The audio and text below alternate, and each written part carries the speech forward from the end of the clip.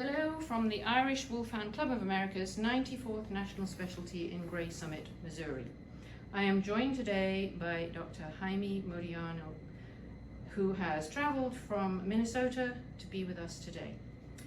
Dr. Modiano, please would you introduce yourself, talk a little about the research that you do and how your work might impact the health of our hounds. Absolutely. Thank you, Helen, and thanks to the Irish Wolfhound Club of America and the Irish Wolfhound Foundation for inviting me to join you. It's so great to be among all these beautiful hounds. So, as you said, my name is Jaime Modiano, and I am a professor at the University of Minnesota. I direct a program called the Animal Cancer Care and Research Program that bridges the work that's going on at the College of Veterinary Medicine and the Masonic Cancer Center of the University of Minnesota. So it's a really exciting job, and it's really exciting times for all of us. So there's a few things that I was asked to do for the next couple minutes, and one is to tell you how I got interested in what I do, and it's a long story, but I'll keep it short. My basic research training was in immunology. My clinical training is in pathology. And I was happily doing what I did, and sort of got dragged kicking and screaming into the area of bone cancer.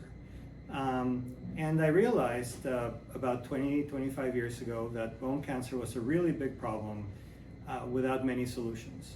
Back then, people used to say that there had been some improvements in the outcome of patients, both children and dogs, since the introduction of chemotherapy in the late 70s, but no progress since. So now we are 25 years later, and we still hear the same thing. There was some improvement in the outcomes of osteosarcoma patients or bone cancer patients, excuse me, back in the 1970s or 1980s, and despite lots and lots of trials and research, we have not had meaningful improvements since. So in our research, we have learned a lot about bone cancer, and there's some things, some nuggets that I think are new and interesting.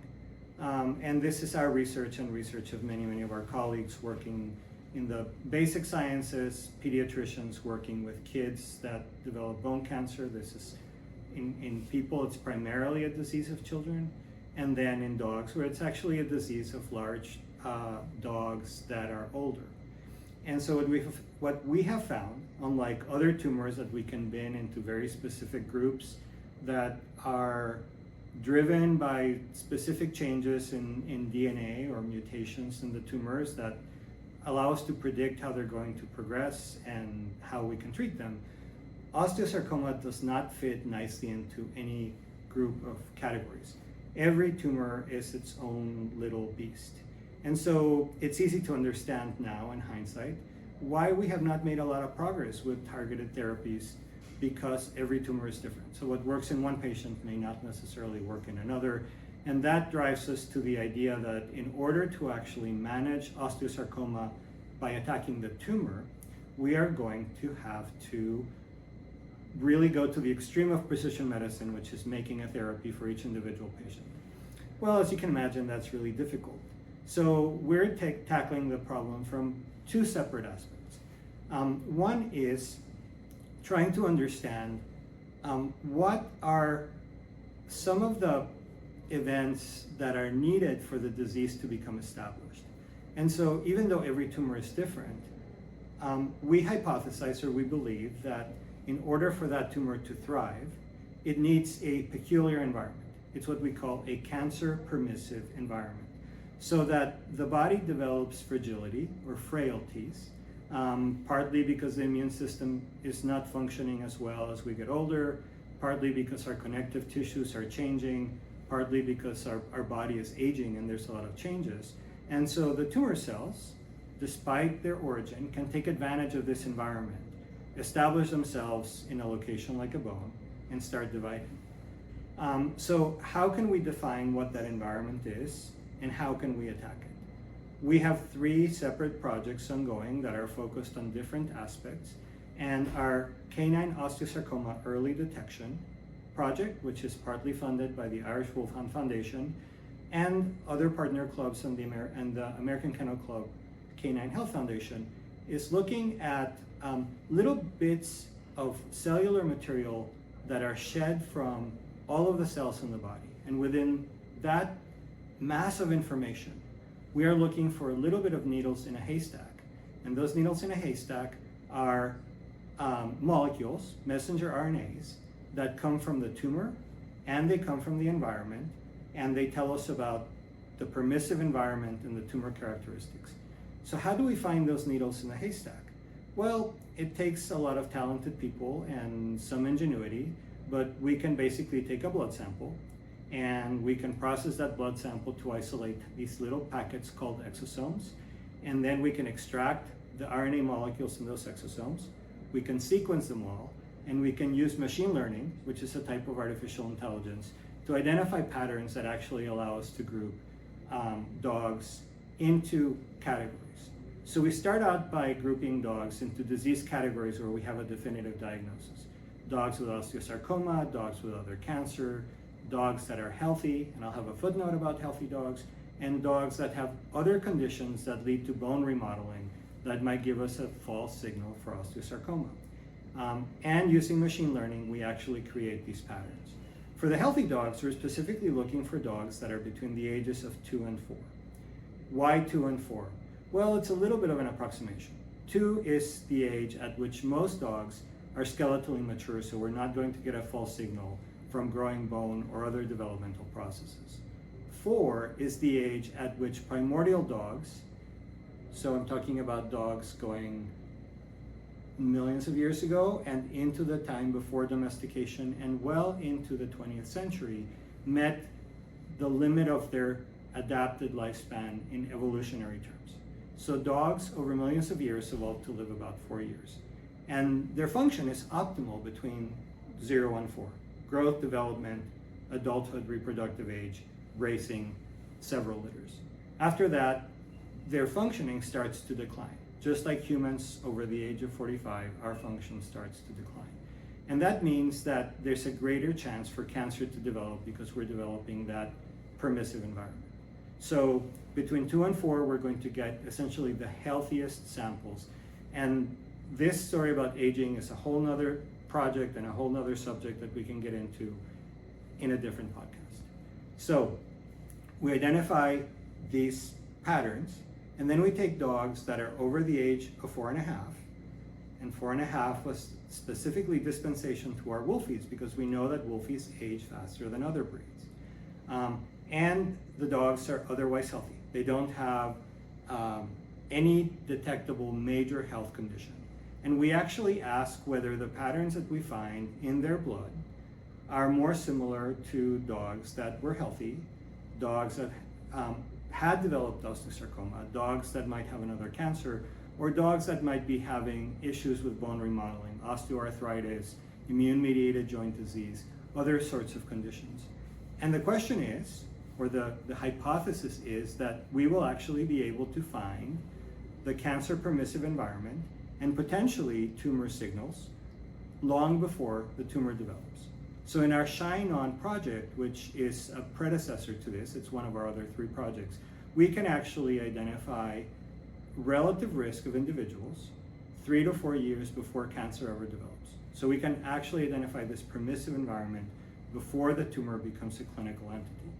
So, of course, this sounds great, but the question is, what do you do about it? So if someone with a dog comes to me and they say, can you run this test and tell me whether my dog is at risk for cancer? And I say, yes, I can run the test. And I run the test and I develop it.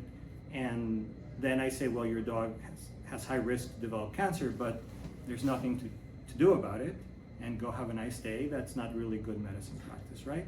So at the same time, we have been developing interventions. And there's a drug that was actually invented at the University of Minnesota that we're very excited about. We've deployed it in clinical trials for hemangiosarcoma. A company has licensed it. It's going through FDA approval. The drug is called EBAT. When it receives FDA approval, it'll probably get a new name.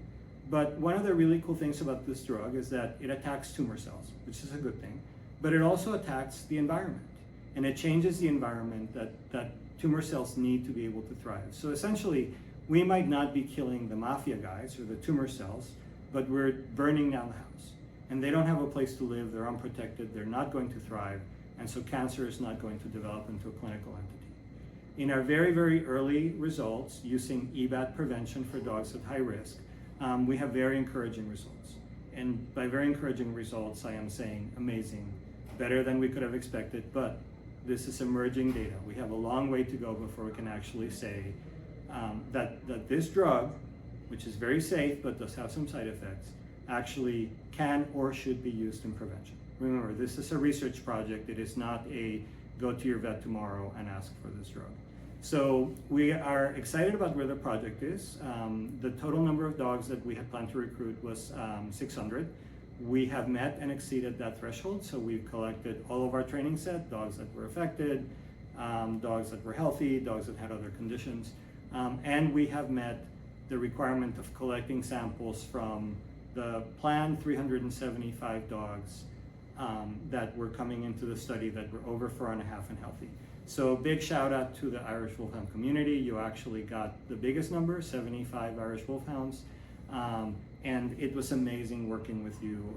The drive and the energy, and of course the funding that you provided to help with this was terrific. So what are we learning? Well, we are already learning some things. We're learning that in the breeds that we have included, and we have a group that basically includes sort of random dogs that are over a particular weight.